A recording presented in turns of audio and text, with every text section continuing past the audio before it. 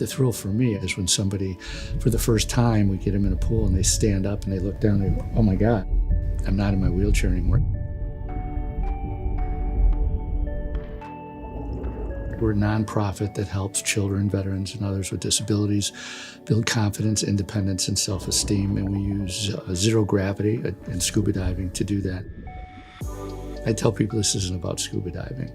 This is really about taking that unrealized human potential that exists in people with disabilities and creating that paradigm shift. And now they don't self-identify as somebody with a disability as much as like, wow, I can dive. It's really cool.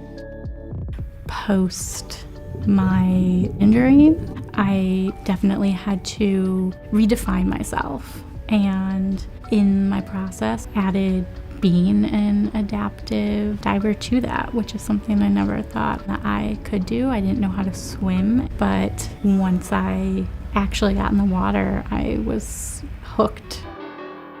Having programs like this be available to people with disabilities is important because not everyone is going to be able to go out and do wheelchair basketball, but because of the nature of water, so many people are able to get in and experience something special. It's not just scuba therapy, but it's therapy that touches us in all the ways that it can, which is body, mind, and spirit.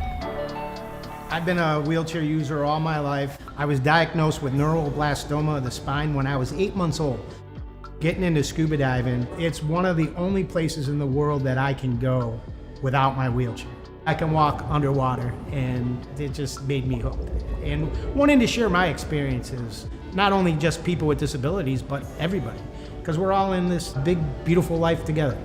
When I speak to people about what Diveheart does and explain that we're also Rotarians, it seems so perfect, the connection, because Rotary is about community, but they're also global. And Diveheart is about community. It's about building teams in various communities, but our reach is also global.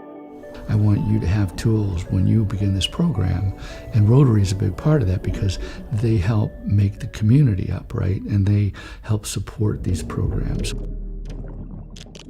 You know, it's kind of like almost like a lifestyle change when you learn to scuba dive, because you could take that philosophy and tie it into everything else that you do.